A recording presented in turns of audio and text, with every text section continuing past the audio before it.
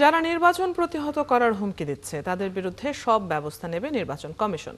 বুধবার বিজিবি সদর দপ্তরে বাহিনীটির নির্বাচনী মহড়ায় একথা বলেন প্রধান নির্বাচন কমিশনার।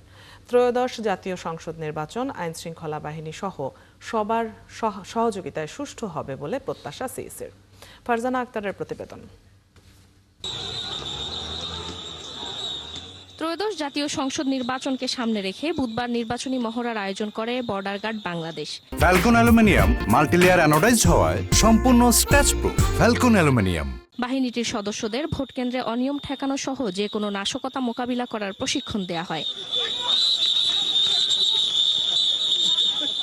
মহড়ায় প্রধান অতিথি হিসেবে উপস্থিত ছিলেন প্রধান নির্বাচন কমিশনার। বাহিনীগুলোর এই ধরনের প্রশিক্ষণ আগামী নির্বাচনে বড় ভূমিকা রাখবে বলে জানান সিইসি। এই প্রশিক্ষণ আমাদের নির্বাচনে বিশালভাবে একটা আমি বলবো যে প্রভাব ফেলবে এবং আইন শৃঙ্খলা রক্ষায় এটার একটা বিশাল প্রভাব থাকবে।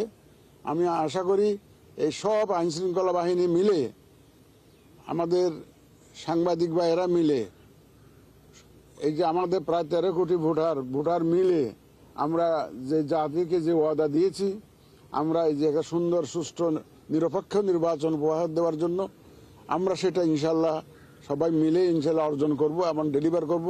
নির্বাচন প্রতিহত করার হুমকি যারা দিচ্ছে তাদের ঠেকাতে ইসি সব ধরনের ব্যবস্থা নেবে বলেও হুঁশিয়ারি দেন সিইসি। যারা প্রতিহত করার ঘোষণা দিচ্ছে, যারা সব ধরনের ব্যবস্থা আমরা নিব।